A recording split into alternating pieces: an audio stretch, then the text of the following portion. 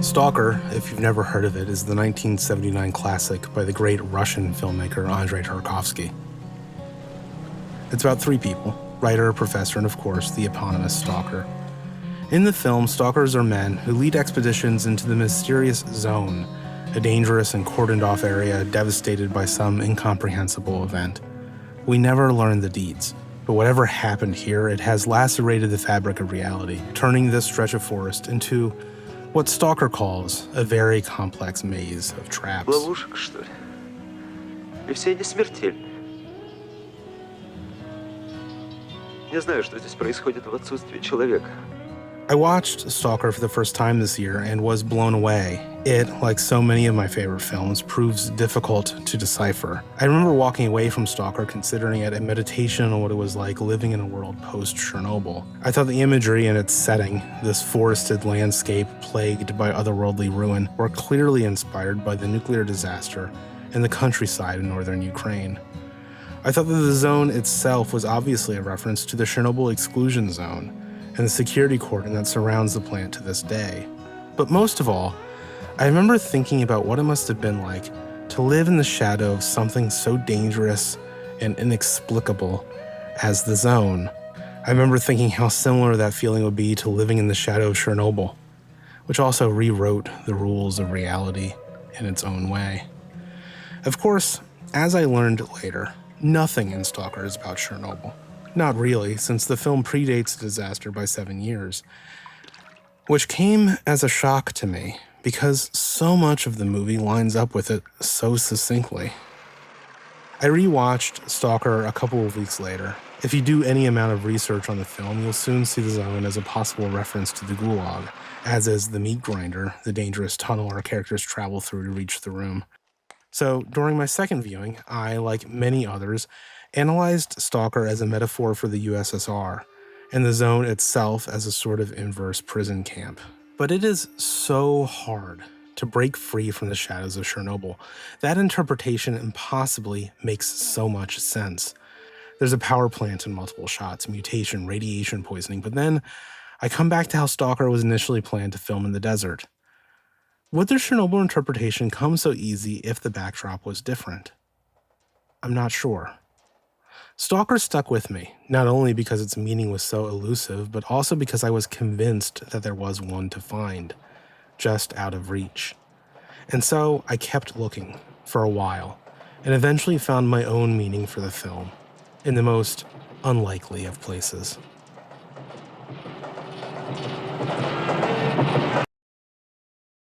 In October 2017, I stopped making YouTube videos. I tried getting back into it shortly after the pandemic. I made a quick vid on Persona 5 that I'm actually pretty proud of, but it didn't stick. Life, as I'm sure you know, happens. Before you know it, it's however many years later, and I never got the chance to produce anything else. My last tweet, shortly after that Persona video, was made a month or so before I became a father. It was about Death Stranding. I had this idea for a video when, years later, a friend of mine asked if they should play the game. I wasn't sure what to say. My relationship with Death Stranding was, I realized, a complicated one. I played the game for the first time at release in 2019. I liked it. It was not a perfect game, but worth playing for its ambitions, if nothing else. I played it for a second time shortly after becoming a father in 2021 and fell in love with the thing. And I played it for a third, as of now, final time in 2023. I hated it then. The challenge with discussing Death Stranding is that my 3 playthroughs of the game were so distinct from one another, and what I took away from each so fundamentally different, that it felt like I had played 3 completely separate games, at least in retrospect, if not in the moment. How do you recommend or not recommend an experience you both loved and hated? And how did that happen, anyway? The game didn't change, at least not in any significant way, so why were my interactions with the thing so wildly different? This video is my attempt to answer those questions. It's a meditation on meaning, on the meaning of the games we play and how that meaning is conceived. It's also about the time I spent assessing and reassessing Death Stranding over the last few years. It is, in some ways, a simple game review. A strange one, sure, but then Death Stranding is a strange game. What better way to review it? Once there was an explosion, a bang which gave birth to time and space. I forget the last time we knew so little about a game before its release. For years, no one knew what Death Stranding's gameplay looked like, what the genre was, or the game's verbs were. When the embargo finally lifted a week or so before release, games journalists still struggled to communicate what the game was about even after having played it. Death Stranding didn't and doesn't fit into pithy generalizations or industry shorthand, so even with that content available, there were still a lot of questions about exactly what kind of game Death Stranding was. I picked it up and played obsessively through its release weekend. I mainlined the story missions, largely ignored the side content, and as admittedly off-kilter as Death Stranding's narrative was, and as badly paced as it often is, I still found it very compelling.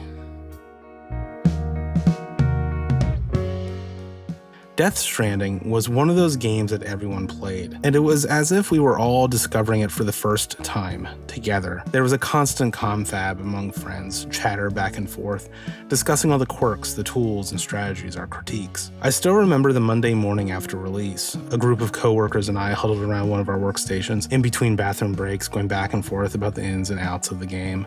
It was the traversal itself that was the highlight for me. Many people will describe Death Stranding as a walking simulator, but it's a real walking simulator, they'll say.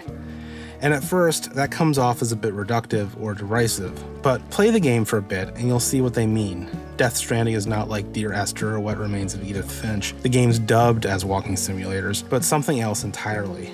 The main moment-to-moment gameplay revolves around balancing your packages, watching your steps, and deciding the best route through the landscape.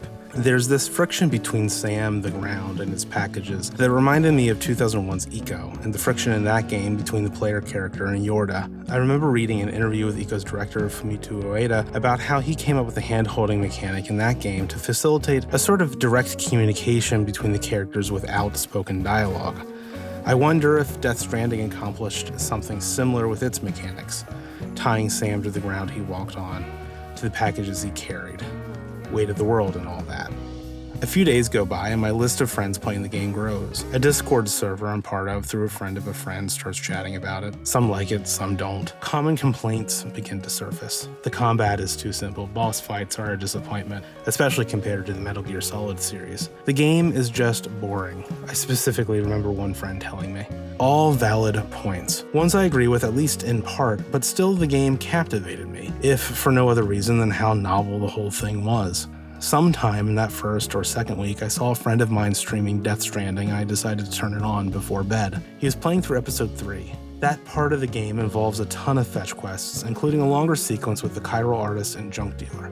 I dozed off for an hour, and when I woke up, my friend was still stuck in episode 3. I dozed off again a few minutes later, who knows for how long this time, and when I woke again, he was still there, laboring through. Episode 3 is truthfully a slog. The chiral artist and junk dealer subplot drags. The other preppers that are introduced in this part of the game are forgettable. The other issue is that it's easy to get distracted. If you're the kind of player who needs to 100% everything as it is introduced, as my friend was, then episode 3 will take you an eternity to complete. There's a lot of optional content here, and you'll be going at it with low-level gear. Ziplines, for example, are a game-changing tool and will quickly help you make efficient progress with side content, but they're not introduced until episode 5. I think most people who complete episode 3 will go on to complete the game, and PSN stats back this up, but I imagine many playthroughs end here, a graveyard of would-be master porters. Even today, anytime I go back and have to grind through that part of the game, I think of that friend, the one who got lost. And I imagine his save file still there, stuck somewhere between the distribution center and South Knot City. I often wonder, does he even remember that night? Would I, if I were in his shoes? Strange how such a little thing, done on a whim, still elicits such memories so many years later.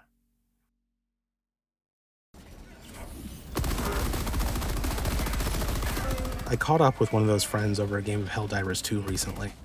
No one seems to have the time to talk like we used to, so we fell out of touch somewhere between then and now. We did the requisite catch-up, jobs, wives, kids. Life's changing for the both of us. They asked me if I was doing anything creative anymore, and I mentioned this essay. We ended up talking about Kojima, and whether or not it was a good idea to dedicate a portion of the video to discussing the man. I ultimately decided that I had to, that there was no way to talk about Death Stranding or its meaning without talking about its creator. So let's rip off that band-aid and talk about Hideo Kojima. What took you so long? My introduction to Kojima was playing through Metal Gear Solid 2 back when it released in late 2001. I remember reading a Hideo Kojima game on the front cover as I put the disc in my PS2. I was immediately captivated by the series' strange marriage of military bravado and bullshit fantasy. Fat Man, Vamp, Raiden, even the methodical, sometimes clumsy gameplay. There was this idiosyncratic stubbornness to the thing, like it had an attitude about it. It knew what other games did, what the norms of the industry were, what was expected, and eschewed nearly all of it for the sake of experimentation. And Kojima, the mastermind behind it all, came off as a rockstar game developer. And I actually knew his name, because his name was on the cover. I was, I guess, a fan. My opinion on Kojima has turned since then. A bit. I loved the entire Metal Gear Solid series, but it's occurred to me in the years since that even the best MGS games rely perhaps too heavily on cutscenes to tell their stories. I also found his treatment of women characters to be uncomfortable at times. Then there's also his obsession with celebrity, at its worst in Death Stranding, where so many of the characters don the skins of celebs, artists, games journalists, even though they are often not voiced and or performed by the people they are modeled off of. Many players will go through Death Stranding and never realize that the person playing Deadman, meaning the actual artist behind that performance, is not Guillermo del Toro. Wait a minute. That's Guillermo del Toro. No, Conan, it's not. Not really. It's Jesse Cordy, and there's something uncomfortable about that. A feeling I can't shake all these years later. Having said all that, I unequivocally still feel like Kojima is a huge net positive for gaming, and am convinced that the burgeoning form and industry would be far worse without him. Ultimately, the most interesting and complicated aspect of the man is the way he has always seemed to, for the bulk of his career, approach games with a sort of begrudging acceptance. Almost as if game development was something he fell into when the pursuit of his true loves, filmmaking and writing, fell through. I think Kojima has always valued gaming, but I suspect, sometimes, that he values it more as an opportunity to broadcast his voice than on its own merit. And it's not that surprising he has such a troubled relationship with the medium, given how he was caught in the corporate machinations of Konami and chained to the Metal Gear Solid series for so many years. In the February 2006 issue of the official US PlayStation magazine, Kojima joined the then raging debate on whether or not games were art. In that interview, he said that games were definitively not art and resembled museums more so than a new art form. Quote, "For better or worse, what I do is run the museum and also create the art that's displayed in the museum."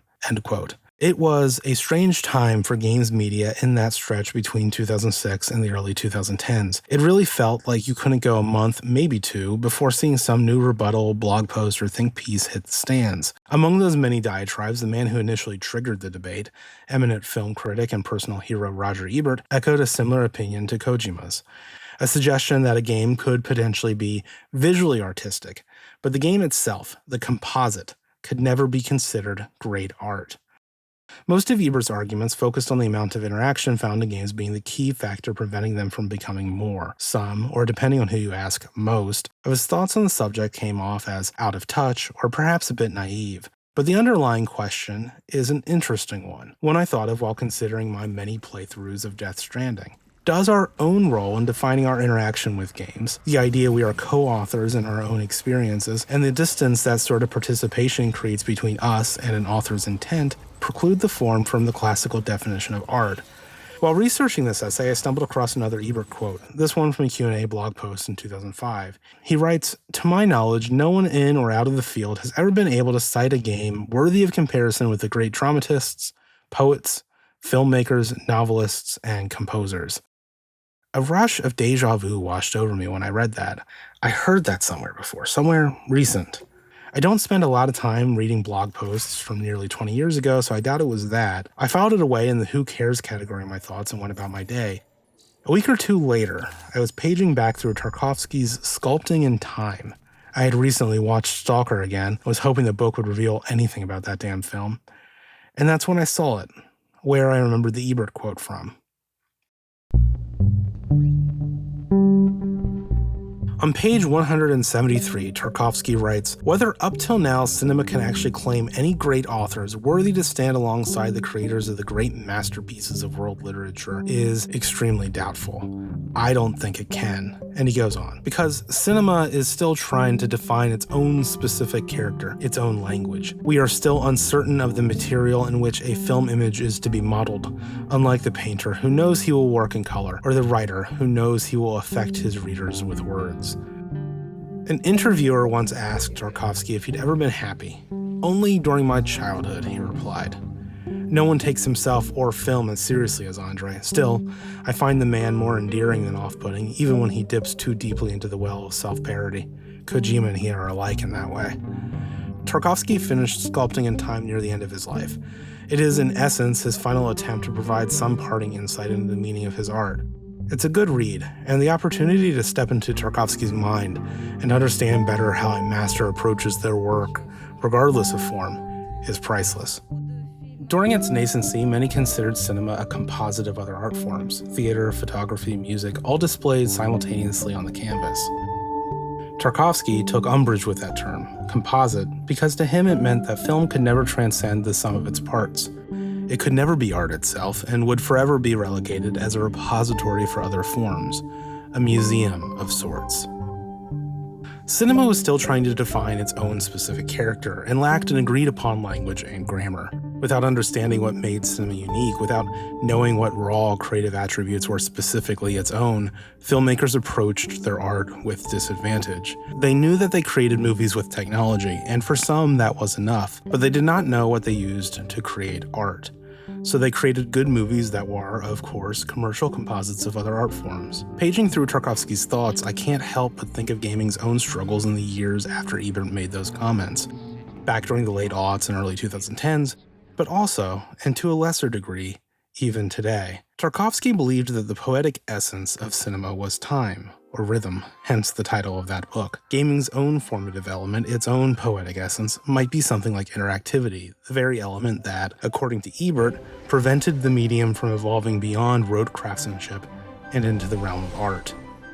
I recently read Agency as Art, the 2020 book by T. Nguyen. In it, Nguyen suggests that games are, quote, a method for inscribing forms of agency into artificial vessels, for recording them, preserving them, and passing them around. I like the idea that it is agency rather than interactivity that is gaming's poetic essence. The word just seems to fit better, carry more meaning. I guess it's because agency implies some sort of goal directing your actions, whereas simple interactivity does not. I found myself agreeing with Nguyen and his attempt to recontextualize gaming as a device to pass around forms of agency. All art is capable of communicating ideas, but few mediums outside of gaming are able to provide the sensation of engaging with the subject in a participatory way. I played Papers, Please for the first time a year or two ago, and I remember having to personally come to terms with the realities of living in that world, of my own complicity in perpetuating a system that generated a lot of suffering for a lot of people. I learned firsthand how hard it is to remain a good person in that environment, and how slippery that moral slope might be. And I don't think I'd ever experienced that particular flavor of profundity by reading a book or watching a movie. What I think is most interesting about all of this is that agency is something created by the game, but not part of the game itself. While time or rhythm is a property of the actual film, agency is a property of our experience engaging with a game. It's a step removed. Meaning, if gaming is an art form, it will be one of the few where the focal point of the artist is not also the focal point of their audience. While games are a way of encapsulating and passing down agency, interaction, whatever, the nature of that agency, the way we relate to it, changes depending on when that capsule is opened. It is unique in that moment and for that person. So, what do I remember about opening Death Stranding for that first time? Throughout that first playthrough, I didn't engage with much side content at all, and at times even ignored vital parts of the game in favor of making fast progress. This was, of course, pretty dumb. I very rarely went back and made deliveries to facilities after they were brought into the UCA, and so very rarely did I take advantage of things like ziplines or roads, neither of which you have access to the first time you visited an area. And even once you do have access to them, you need resources to build them, resources I didn't have. There was no infrastructure for me to lean on because I didn't really engage with that part of the game. I've heard many say that the primary enemy in Death Stranding is not the BTs or the mules, but the terrain itself. And that's true, but if you play the game quote-unquote the right way, then you'll eventually tame that terrain. That challenge, that struggle will be removed, and that experience will change your own meaning of what Death Stranding is. But for this first playthrough of mine, without any of that, I only had the struggle. Death Stranding's theme of connection only mattered to me primarily because of the struggle needed to facilitate that connection. Had I spent the time making optional deliveries, building up America's infrastructure, engaging with the game in the ways it wanted me to engage, I wonder if my reading of the game would have changed. And if so, by how much? Would I have also burned out somewhere in the chiral wastes of episode 3 as my friend did? I'm not sure. There's this moment in Death Stranding I'll never forget. It's not scripted or really even part of its core design. It could happen at a different time for you than for me, but it will happen eventually, I think, to most players. For me, it was probably sometime in episode 2. A few hours earlier, I had accidentally pressed the touchpad on the controller, which caused Sam to call out into the void, into the nothingness of a desolate America. And I wondered, what functionality could that possibly serve? I knew there wasn't any direct multiplayer in the game, so I wouldn't go around waving at jolly cooperators like I would in Dark Souls, so what's the point? But then, later, someone answered. Some other player in their own version of this chiral post-apocalypse reached out, past the boundary that separated our worlds, and let me know that they were there. Then, I understood the point. It's kind of funny how many of Death Stranding's sprawling online systems are there to connect you with the community because I never felt as connected to that community as I did in that moment. That might sound, I don't know, a little odd, but it's true. Every time you hop into Death Stranding, the game will tell you how many likes you received since the last time you played. You'll be reminded to keep on keeping on every time you pass one of the more common message templates. But all of that stuff fades into the soupy background of the game over time. That memory of calling out and hearing a response is still sharp. I still remember the sensation of being there. Later, I realized that no one actually replied to me. The response you hear is simply triggered when you're near another player's structure. That's it. No one actually hears you. Which makes me wonder, in retrospect, does that sour the impact of that moment? I don't think so. But at the heart of that question is another. What matters more? How the game works or how we think the game works? The code compiled on the disk or the mental model in our head? I'd argue that it's the latter, but Death Stranding pushes that opinion to its limits, especially when it comes to its online systems. There's a lot we still don't know about how Death Stranding's online works behind the scenes, but it's easy to see how some of the numbers and actual functionality could be finessed or sculpted in such a way that creates a narrative that doesn't necessarily reflect reality. The question, then, is at what point does this ambiguity start to undermine the themes of the game, if ever? And what happens when Death Stranding's online gets turned off, when its poetic meaning, as Tarkovsky would call it, is rearranged? What then? Matthew Matos's wonderful video goes into this idea in a bit more detail, so I'll leave a link in the description for you to check out. Regardless, Death Stranding is a game that cares deeply about the message it is communicating. During the lead up to its release, Kojima spoke at length about the game's themes and goals. He commented on social media's effect on the modern world, about how Death Stranding was in some ways a reaction to Trumpism and the division it bred. These comments were brought up in many interviews, both post and pre-launch, and sometimes even managed to eclipse discussion about the game itself. And so much of the game's design is specifically crafted to facilitate a kind of agency that reflects on and supports those themes. That resulted in a style of gameplay that some found boring or even off-putting. In the end, of the 6 or so friends who started playing Death Stranding around the same time I did, I only know of one other who finished it. As captivated as I was with the game, I think it's fair to say that Death Stranding probably alienated as many players as it enticed. That's okay. Kojima himself said that as long as art captivates even a single person, then it would have done its job. And I feel like games are art-like enough to benefit from that kind of critical approach. What's puzzling to me is that in that same interview, Kojima goes on to say that, quote, "A video game should make sure that all people that play it should enjoy the service provided by that video game. A service," he says, not art.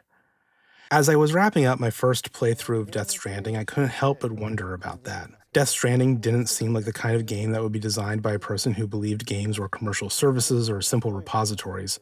So I was left to wonder, does the Kojima who directed Death Stranding, the one who spent countless interviews talking about sticks and ropes and Trump, does he still think games are not art? And if he doesn't, what changed? Once there was an explosion. A bang which set a planet spinning in that space. There's this great line in the beginning of The Big Lebowski. "Sometimes there's a man," grumbles Sam Elliott. "He's the man for his time and place. He fits right in there." That's as true for the dude as it is for the film. It's true for many movies, TV shows, and games I've experienced over the years.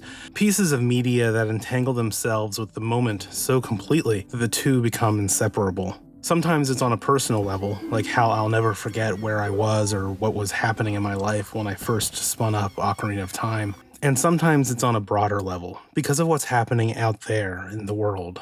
Sometimes it's a bit of both. You bring people together.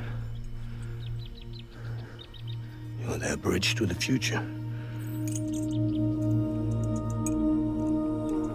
Death Stranding was never supposed to be about the pandemic, but the two became inextricable anyway. I played the game for a second time in late 2020 and continued on and off throughout 2021. The parallels between Death Stranding's disconnected America and the one I lived in were impossible to overlook.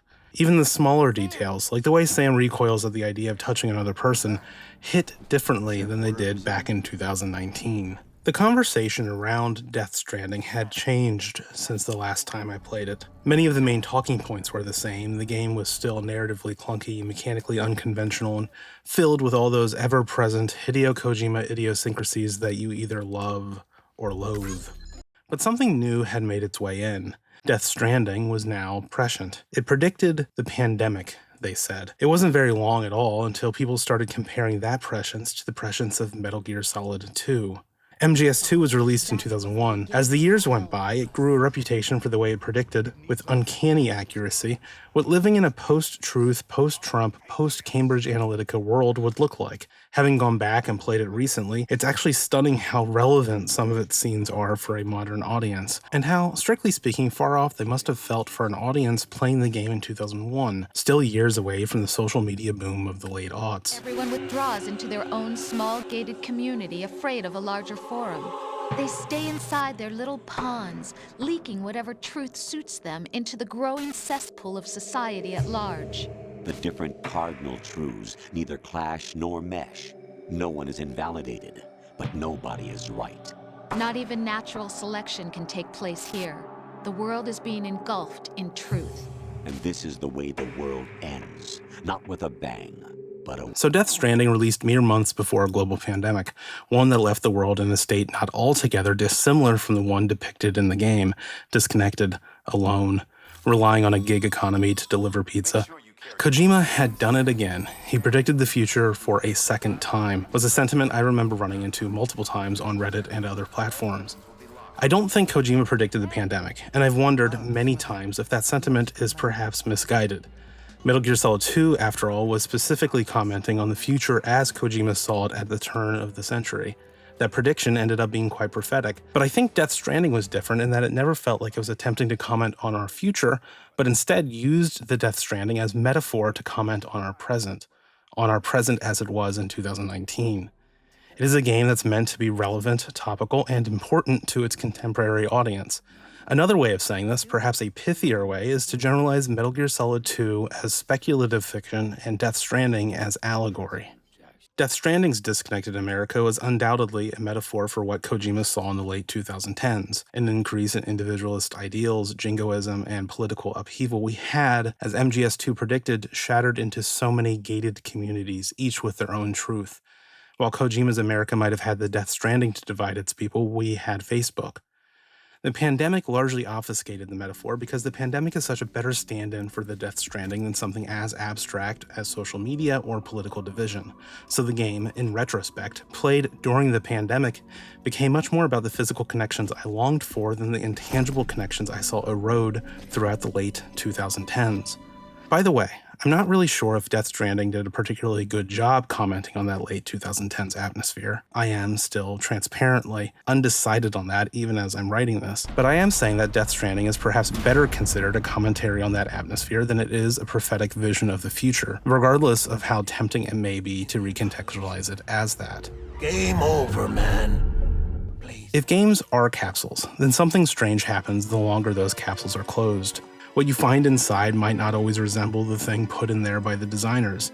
Even if you play a game today and then walk away from it, if you choose to reseal that capsule and come back to it years from now, you might encounter a completely different experience than what you remember. Of course, some version of this happens with most media so long as you actively engage with it. My relationship with Stalker is what it is only because I chose to engage with it throughout multiple viewings. I imagine another person might choose not to engage with it as often as I did, or at all, and so their meaning of the film will not be the same as my own. But there isn't so much variation with gaming. To play Death Stranding at all is to actively engage with it. That's why I like Nguyen's metaphor of opening capsules, because it implies a sense of active participation on the part of the audience that's not always there in other art forms. Another way of looking at this. A film in an empty room is still, strictly speaking, a film. A game in an empty room ceases to be a game because it needs someone to play it, someone to open that capsule. Every time I go back to Death Stranding, I find a different game than the one I played before. I wonder how many films I've only engaged with, truly, the first time I viewed them. So the meaning I found in those films remains somewhat frozen in time, unaffected by the changes of the world or the circumstances of my life. I wonder, if it wasn't for the engagement that Death Stranding demanded, would my meaning of that game change as much as it has?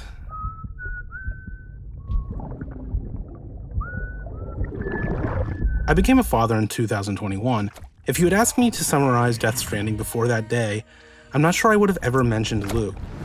While she was always a crucial part of Sam's arc, she kind of faded for me, both mechanically and narratively, into the background of that first playthrough. As time went on, she became a piece of the thing, part of its character, part of the texture, sure, but not something that provided meaning in and of itself. If you asked me to summarize the game today, over 5 years and 3 playthroughs later, Lou would be one of the first things I mention. I'd also spend more time talking about how parenthood is depicted in the game, about how Cliff and Sam's relationship is a reflection of Kojima's own perspective on fatherhood and legacy.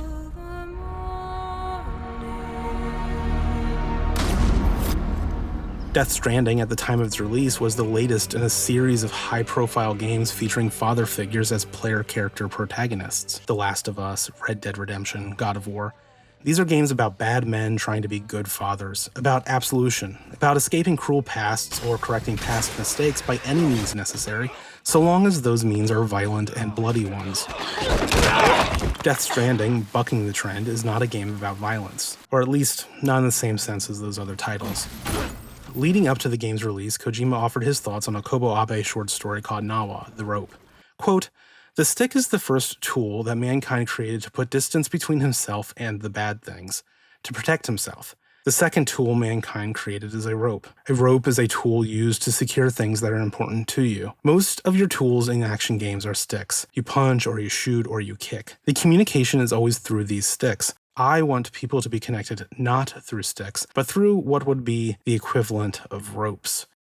If this sounds familiar to you, it might be because you remember it from the start of the game. It's obviously an important piece of fiction for Kojima and a vital illusion for understanding Death Stranding's design philosophy. Most games are close to 60 or 80% stick. Even games like The Last of Us, where you don't spend, strictly speaking, 80% of your time in combat, you do spend that much time in activities that feed into combat. Scrounging for bullets, health items, weapon upgrades. In Death Stranding, you spend the majority of your time delivering packages and connecting UCA facilities. Even the combat itself feeds into that activity instead of the other way around. 80% rope, 20% stick.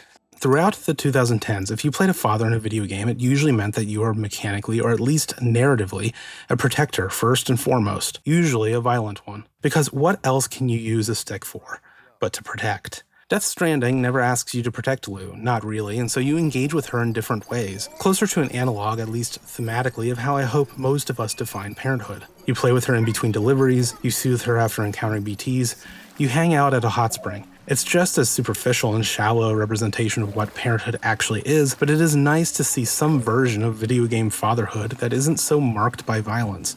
Death Stranding, during this second playthrough, grew into something more than the connections, deliveries, more than the pandemic. It turned into something that, and I'm going to get a little corny here, or it might seem like I'm reaching a bit, but it was dear to me for that brief period of time, when I was still learning what it meant to be a dad. A couple months ago, I watched an old GDC talk with Cory Barlog about the development of 2018's God of War reboot. Listening to him talk, it occurred to me how little of the game's narrative, which focuses on Kratos' relationship with his son, is connected to the moment-to-moment gameplay. Was to say the whole game story was supposed to be about the relationship between these two characters, and the father-son story really is this kind of relatable human story. So much of the moments in this game are just ripped from the lives of people on the team, the writers, myself. The story is about fatherhood, the game is about leveling up shit and adventure. The verbs don't really match. It is a great game, though. I've heard this kind of conflict between story and gameplay described and recontextualized in many different ways over the years. My favorite is the idea of mechanics versus motif, a concept that I think originated with a 2010 article written by Christopher Totten. In it, he advocates sculpting your motif, meaning your narrative and themes, in parallel with designing mechanics, not one after the other. Rarely do mechanics and motif create a cohesive whole in the AAA space. That makes sense if you consider the realities of the games industry. Developers may have some freedom in crafting narrative, but rarely do they have such license with mechanics. Shooters sell. Action RPGs sell. Parent simulators do not. So games like God of War and The Last of Us may be reflections of their auteurs grappling with fatherhood, narratively speaking. Mechanically, they are very similar to games we've been playing for the last 2 decades. If games are a form of encapsulation, a form of passing down agency or struggle, then how sad it is that most AAA games will only ever encapsulate a few limited kinds of agency. There's this great quote in Kojima's book that I highlighted and will read for you now. When it comes to making a product that will sell and be accepted by the world at large, I won't deny the viability of a marketing-oriented approach, but I don't want to do things that way.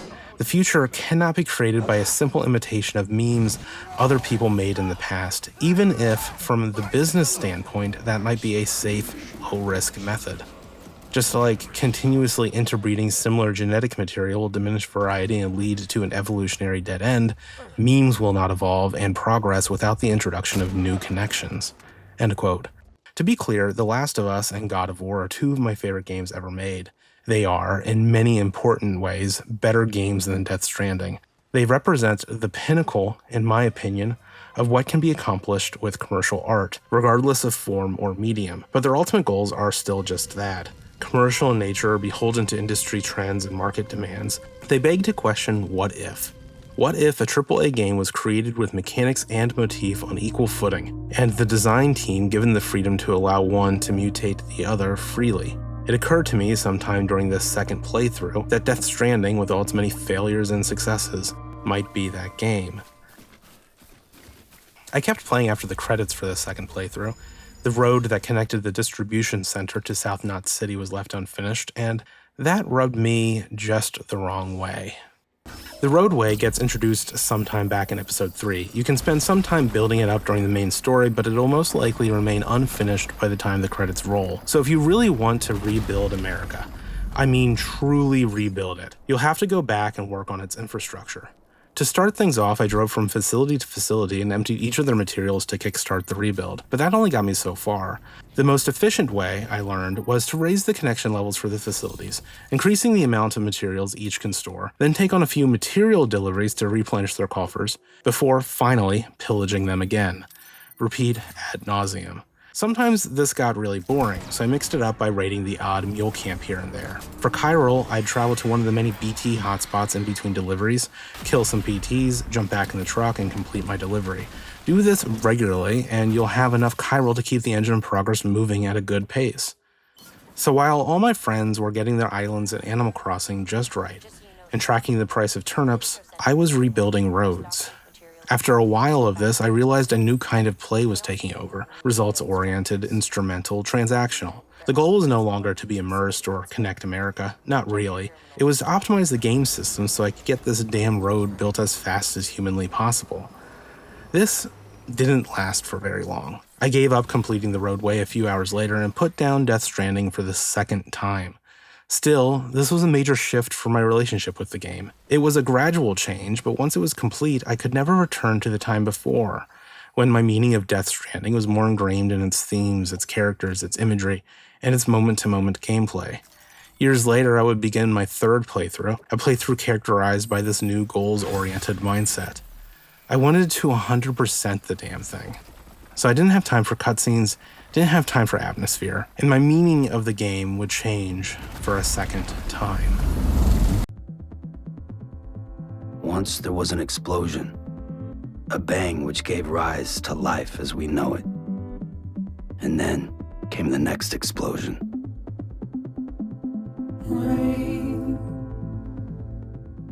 I once read an article about how achievements ruined video games. After some Googling, I found multiple threads, dozens about the same thing. It's hard for me to subscribe to such an absolutist take, but I do see where they were all coming from. I remember playing Alan Wake 2 last year. The achievements, which bombard you pretty consistently throughout, are distracting is probably underselling it. I actually Googled how to turn these fuckers off and learned there really wasn't a way aside from deleting some files, which is ridiculous. So I decided to just deal with them. This not only compromised the game's atmosphere, but also caused me to change my play towards a more completionist approach. Might as well, I thought. All of a sudden, I'm searching every corner for lunchboxes and wooden dolls. This isn't bad in and of itself, but I bring it up to demonstrate how style of play can change when achievements come into the picture. Those new layers of interaction and presentation do add friction to immersion, which is detrimental to some games like Alan Wake more than others. It's strange. When I look back at my time with Alan Wake 2, I think of all its great moments, the set pieces, the brooding ambiance, the ones. But I also think of those damn pop-ups. The medium becomes the message. I used to have a friend, who I haven't spoken to in a few years, who would go out of their way to play games specifically to increase their gamer score. I remember Peter Jackson's King Kong for the 360 being one of their big finds. He loved the thrill of the hunt. He loved achievements. So how can I suggest they ruined gaming if they bring some people so much joy? Who am I to say that's the wrong way to play? Who has read it? I try to generally ignore achievements on my first or even second playthroughs, but if I find the core loop of a game compelling enough, I will usually return and try to get a few of them. Death Stranding was one of those games I found compelling enough, so I started my third playthrough, this time playing the 2021 Director's Cut, with that goal in mind. That third playthrough started routinely enough. I skipped the tutorials and some cutscenes, but it was still, in essence, the same Death Stranding I knew and loved.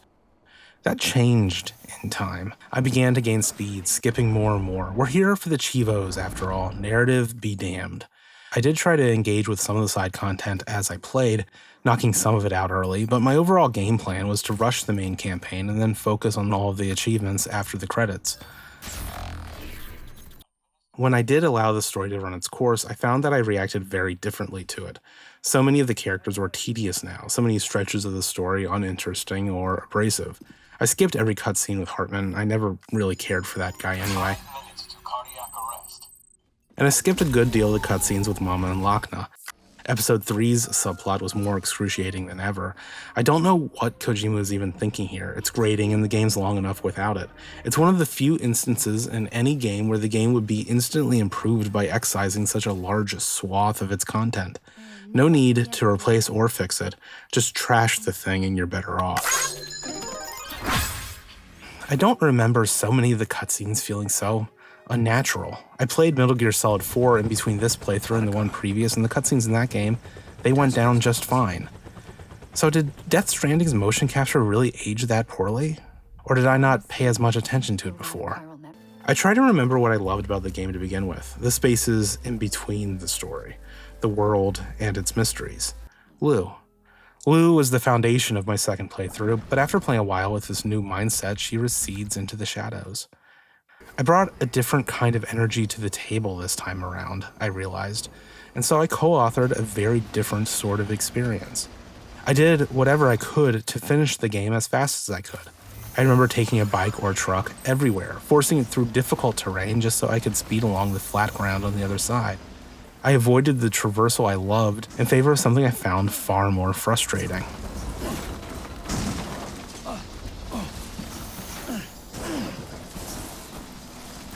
Once I wrapped up the main story, I took inventory of the remaining achievements. They ranged from the effortless I couldn't hold it in, which you get for peeing outside, to the more time-consuming Homo Faber, which requires you to fabricate all weapons and equipment at least once. There were 3 achievements I knew would take a while to earn. In Sam We Trust is rewarded for connecting all the facilities to the chiral network. You connect a good chunk through the main story, but many will require extra work to bring into the fold. Either way, it should be easy enough. Best Beloved, which requires the player to max out their connection level with all facilities, will take a bit longer. Fount of Knowledge requires 56 memory chips scattered throughout the map. I actually only found a few of these during the main story, but then again, I wasn't really looking for them. I thought this one would be time-consuming but simple enough if I used a guide, which I plan to. And then, finally, we have Growth of Legend. This achievement demands that the player complete 20 premium deliveries with an evaluation of Legend of Legends in all categories. So let's break this down into plain English. Premium deliveries are really just slightly more demanding versions of the standard deliveries throughout the game. To get the Legend of Legends evaluation, though, you'll need to play on hard difficulty and S-rank the request. There are 4 categories. You need 20 Legend of Legends evaluations in each. 80 total. It's a lot, but doable. But hold on. Maybe I'm getting ahead of myself, because before I can really attack connection levels or the Legend of Legends evaluations, I will need to build up my infrastructure, namely the roads and zip lines. Luckily, I discovered an area crawling with BT balloons and was able to farm chiral faster than I was ever able to during either of my first playthroughs. This was strange. How did I miss this in 2019 and again in 2021? How's that possible? After thinking about it for a bit, I realized what had happened. I was playing the director's cut. You might wonder if Kojima's team would really make such a relatively small change between versions, and the answer is yes. I'm reminded now, looking back while writing this, that games also change in far more tangible ways than the ones I've decided to focus on in this video. Patches, remasters, director's cuts, full-blown remakes. The games we play are in a constant state of development one way or another. And sometimes adjustments are so small that the line between a modification to the game's actual rule set to its provided agency and an evolution in our mental model of that agency is a difficult one to discern, another obstacle on the road to reassessment. Connection levels, memory chips, roads, ziplines. I could have done this all one step at a time, but I was worried that would take forever. Instead, I decided to try knocking them out in parallel as best I could. I toggled the difficulty to hard and started looking for premium deliveries that I could complete with my existing infrastructure. I focused on the settlements that I needed more stars with first. I'd swap the difficulty back and forth, all while also juggling each facility's store of materials so that I could keep the ball rolling on building out my roads. And I kept my phone nearby to check for any memory chips I might pass in my travels. Make a pit stop, grab the chip, shoot some BTs, get back to the deliveries. Routing, over time, becomes important. Logistics, the core skill. How do you juggle all these competing priorities? How do you keep everything running as efficiently as it can? I remember going to bed at night, reviewing my routes in my head, peeling away any awkwardness that might have been adding a minute here or a minute there, and I found this fun. But that fun did not last forever. Once the roads and ziplines are complete, traversal becomes trivial. Routing doesn't matter either because you're either following the road or taking the zipline. Sometimes you use the bike to navigate small distances, but that's rare. Either way, at a certain point in the game, the routes between settlements never really change. Any challenge associated with the premium deliveries or the increased difficulty is zeroed out by ziplines and asphalt.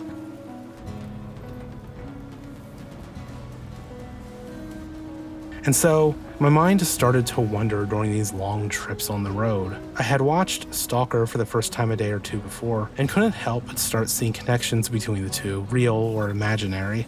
I'm still not sure. It was the landscape that first reminded me of the film. Both worlds devastated by their own supernatural events, but not devastated in the way we're used to. The green, wet, alive in their own weird way. There's a dreamlike quality shared by both worlds that's hard to articulate. And as I crossed these BT-infested territories, I couldn't help but think of Stalker and the metal nuts he used to navigate that complicated system of traps, carefully planning out his path around hidden dangers. In Jeff Dyer's book, he points out how unique Stalker's relationship is to routes and navigation, how the route through Stalker is, quote, a tribute to space. There have been similar articles written about Death Stranding and its routing. Patrick Lee, in a great article for The Escapist, points out that the actual gameplay in Death Stranding, unlike most open-world games, happens between the points you navigate. So it, like Stalker, is not really about the destination, but the moments in between. Finally, I found similarities in the names, writer and professor, musician and engineer. I wondered, and still do, if there's an early draft of Death Stranding out there, and in it, I imagine Sam simply named Porter, like the eponymous main character of Stalker.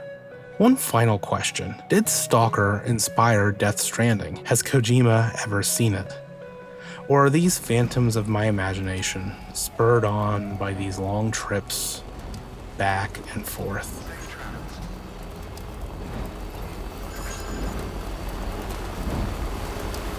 After a while, I realized that I was spending more time thinking about Stalker and Tarkovsky than Death Stranding. During my first 2 playthroughs, I kind of enjoyed the unorthodox progression, building up the world around you instead of the character, especially since it seemed to loosely synergize with the game's themes and ideas. But now, a few hours into what Death Stranding's version of an endgame would be, I found it dreadfully boring. This is, ultimately, the biggest issue with Death Stranding. A lot of people and a lot of other video essays do a great job summarizing the problem, so I'm not going to spend too much time on it here. Put simply, you end up optimizing the fun out of the game. You no longer need to cross BT territories because your ziplines or roads will carry you over them. You no longer need to plan deliveries because you already have a set path. You no longer need to worry about organizing packages or navigating the terrain on foot, since you'll have a truck to take you anywhere. Lou might as well not even be there. All that's left is roads and zip lines. The game I love disappeared. There's this one scene near the end of the game I did not skip, and I kept thinking about it during these tedious deliveries. It's the big reveal at the end where Cliff tries to escape the research facility with his son, an experimental BB, in his arms. The escape doesn't go well, and Cliff dies. Order.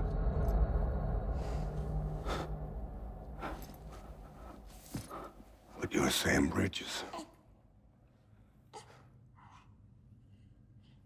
My son. My bridge to the future. I'm surprised by how resonant I still find this scene all these years later. Kojima's on record saying that Death Stranding was not meant to be about fatherhood, but after reading his collection of personal essays, you can tell that fatherhood is something that Kojima thinks about a lot. So I'm sure scenes and stories like this naturally seep into his fiction. Earlier, when I first played Death Stranding, I wondered what changed for Kojima between 2006 and the game's release in 2019. Later, I found a Q&A session from 2012, 3 years before Death Stranding entered development. An audience member asks Kojima if becoming a father changed him in any way as a game designer. First of all, I'll say that, yes, it has changed me quite a bit. I guess, the way I create games hasn't really changed, but what I think about now is not just creating something for myself, but creating something for the next generation and what I can pass on to the next generation. I realized, just as becoming a father changed the way I consumed media, it changed the way Kojima created it. One of the essays in Kojima's book is about the 1944 short story, The Moon Over the Mountain by Atsushi Nakajima. The story is about Li Jiang, a government official and failed poet. Li Jiang's failure haunts him, drives him to insanity, and so transforms him into a tiger.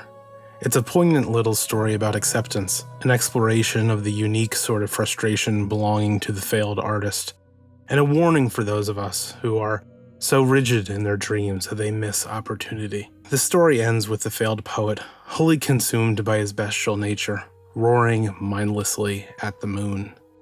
Like that poet, Kojima writes in his essay, I too have regressed into tiger form, but when it comes to the meaning of the how at the end of the story, Li Zhang and I are very different.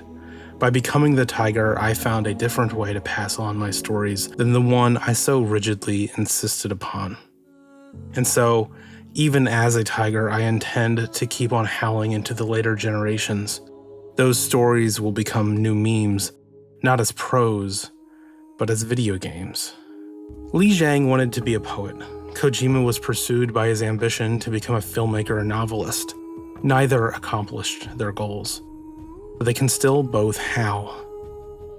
There are a lot of differences between the development of Metal Gear Solid and Death Stranding. One is obviously Konami, Sony, and the commercial side of things. But I also think that the Kojima who led the development of Death Stranding was a very different designer than the one who led the earlier Metal Gear Solids. I think once Kojima accepted games as a medium to pass on his memes, he approached games in a radically different way, less a museum curator and more of a true auteur. Watching that interview and reading that story left me with a question for myself. What will I leave behind for my son? I played What Remains of Edith Finch a few years back for the first time. In that game, you explore your old ancestral home, uncovering what was left behind by your family, all now long dead. I played it for a second time a year ago, and like Death Stranding, the game affected me very differently after becoming a father. Years, decades from now, if my son explored all my life, like in What Remains, I wonder what he would find. He'd eventually uncover all the discarded stories, forgotten code repositories, half-edited videos, abandoned projects, all of them for one reason or another. I wonder, sometimes, if I've fallen into a similar trap as Kojima, admittedly on a far smaller scale. Unlike Li Zhang, I don't think I will ever turn into a tiger, but I do wonder what memes I've left behind for my son. Perhaps I've been too focused on what I was creating, and if there would ever be an audience for it, then creating for the joy of it, to pass along my ideas regardless of how small that audience might be. And then, I wonder if these memes are even needed, if I'm doing my job and being present for my son in the moment. Many things change when you become a parent. And many of those changes people will warn you about. The lack of sleep, the aching knowledge you're responsible for a life beyond your own, the brilliant joy you feel deep down when they smile. But there are also so many changes that no one can tell you about, that no one can predict, not even you, because honestly, every parent reacts to this new world in their own way. There's this great line somewhere in that scene I mentioned from Death Stranding. Cliff says, I had it all wrong. Being a father didn't make me scared. It made me brave. And here I thought, having a kid would make me want to create less, not more. I never did finish getting all the achievements in Death Stranding. I did connect all the facilities to the UCA, I tracked down all the memory chips, but at that point I realized, I'm fine. I gave up. I didn't even go back to do it as part of this video essay. It just didn't seem worth it to me. Before I stopped playing, I saw that a lot of my roads and a few of my ziplines were falling apart. I figured I'd take one last victory lap, fix everything up, and that way, if I ever came back to this save file, I'd be ready to go. There was, as it turns out, one last surprise waiting for me. I swung around to the Elder, a prepper near Lake Knot City, and found out that he was dead. Apparently, if you don't keep delivering to the guy, he'll just die. It was as if the game was telling me that maintaining connections is as important as creating new ones. And the ones you don't maintain, the connections you forget about, they fade with time. I wish there was more of this because it was the only time that the UCA facilities felt realish to me, not rudimentary gauges for progress, but something a bit more human. It also made me think of some of those friends I played Death Stranding with back when the game first came out. A few of them I don't even talk to anymore. There was no falling out, just life. Connections I made, but never maintained.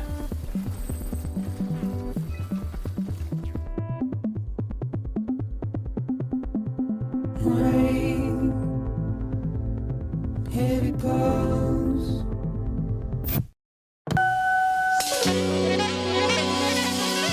Every few years, I go back and watch clips from Siskel and Ebert and the Movies, the review show from the late 80s and early 90s. To start the morning off, I pour myself a cup of coffee, sit at my desk, and start a playlist of YouTube videos on my second monitor. I work my way through these playlists, and at the end of them, I go back to streaming music or find something else, until, years later, the mood strikes me again, and I start anew.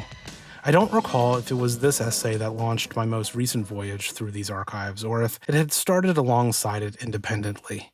Either way, I spent a lot of time watching Gene and Roger on my second monitor as I worked. Before I knew it, Roger Ebert had wormed his way into this essay, into my notes and research, then into my outline, and finally, now, here he is, lurking in this recording of my voice. I looked at it the second time, and I said, I'll give it a favorable review. Then, what has happened over the last 3 years is that the Rupert Pupkin... During that most recent rewatch, I noticed that Siskel and Ebert would often go back and take another look at a movie they'd already reviewed, this time with fresh eyes.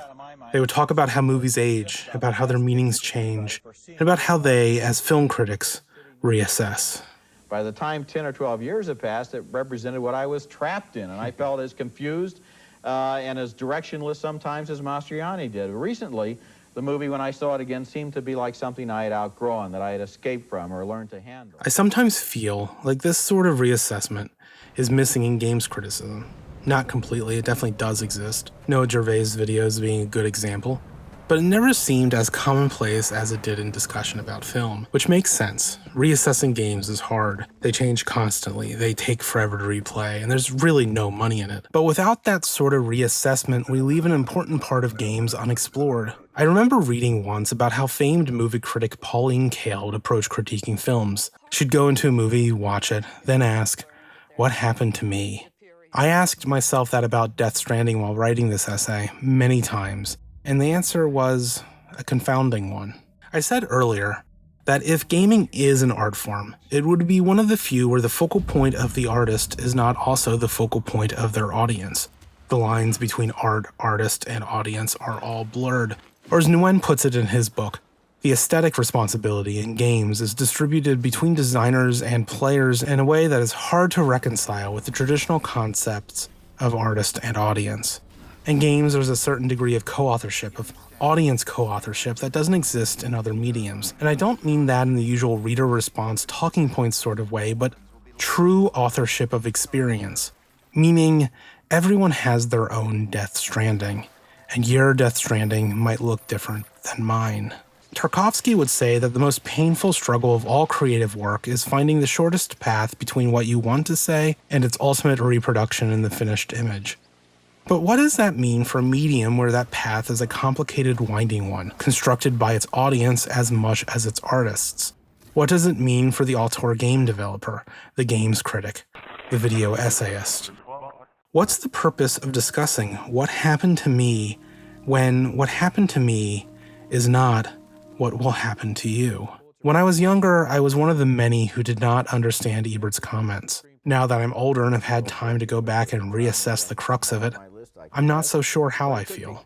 What I am sure of is that games are valuable pieces of media, regardless of whether or not you want to call them art. They provide an opportunity for many to find meaning in this world where they would not have found meaning otherwise.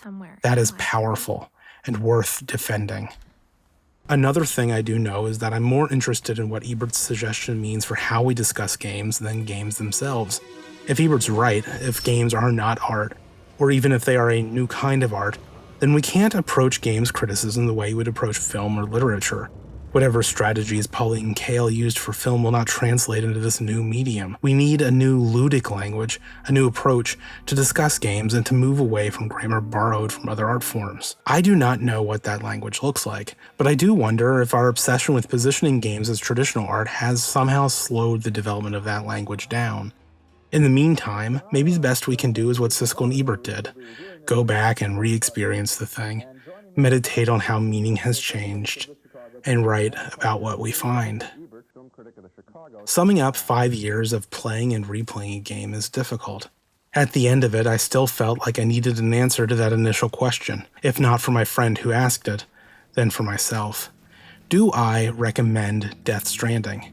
At first, I wondered how I could ever recommend the game. Because the Death Stranding I played, the one before the pandemic, no longer exists. It's a version you can never play, just like there's a version of Stalker that I will never see.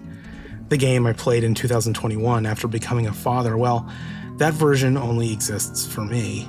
And that third playthrough is one that only exists because of the first two. So for a long time, I didn't know what to say. I have thought about it more since then, and what I will say is this. Death Stranding will stay with me, its meaning a piercing, powerful one. Try as I might, I will never shake Hideo Kojima's strange odyssey out of my head. It has stained me. So, on the off chance it might stain you as well, yeah. How could I recommend Death Stranding? How could I not?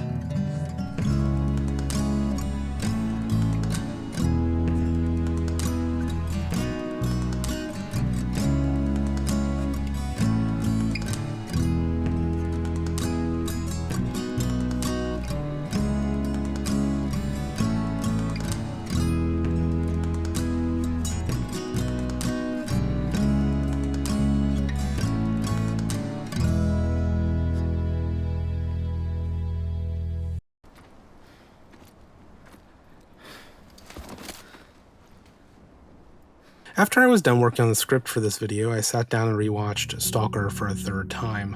While I had finally given up on understanding it fully, I was still mesmerized by the thing. My last playthrough of Death Stranding was still fresh in my mind, and I remember considering Sam and Cliff. There is a theory out there about how Cliff represents Metal Gear Solid and Kojima's past, and Sam, he represents the future, meaning Kojima's future as a game designer. I'm not sure if I ever fully bought into that, but if you squint your eyes and if the light hits the glass just right, you can kind of see it. With that lens, Death Stranding becomes a game about Kojima himself more than anything or anyone else. I wondered if, maybe, the best way to look at Stalker is to see it as a film about Tarkovsky. The decade leading up to Stalker's release was a tumultuous era for the director. There were failed film projects, clashes with longtime collaborators, and he wondered if he should leave cinema altogether for the theater. And Stalker ended up being his last Russian film before entering self-exile in the West. So I wonder if what Stalker is about at its core is Tarkovsky himself. His faith in his country and his art, both waning. Caught between staying or absconding, between the present and a future becoming part of that present. Mark Lefanu, writing for Criterion, puts it in words better than I can. Stalker is about the wish to leave Russia for good. At the same time, there's a corresponding feeling that it would be impossible, and actually wrong, to do this. I learned while writing this essay that Kojima mentioned Tarkovsky at least one time, while promoting Death Stranding in Moscow. During the tour, he mentioned he was influenced by Russian culture and art, singling out Tarkovsky in his films. It's the only time he ever mentions the director that I know of, and as far as I can tell, he never mentions Stalker at all. I'm also not 100% sure it even happened. I can't find it on video, which seems strange for a media tour. So who knows if one actually influenced the other. Regardless, they are entwined in my mind now. If, for nothing else, the strange way both were eclipsed by the disasters they predicted. Thanks for watching, everyone.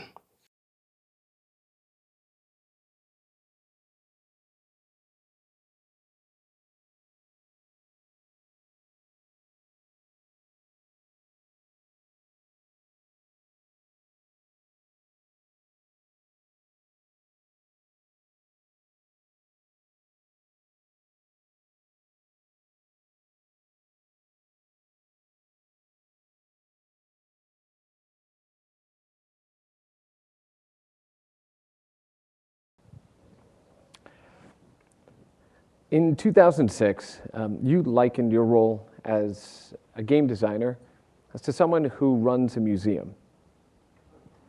Do you still share the same position that you did in 2006? 僕、2006年にそんなこと言ったかどうか覚えてないんですけど。You know, honestly, I don't remember exactly what I said in 2006.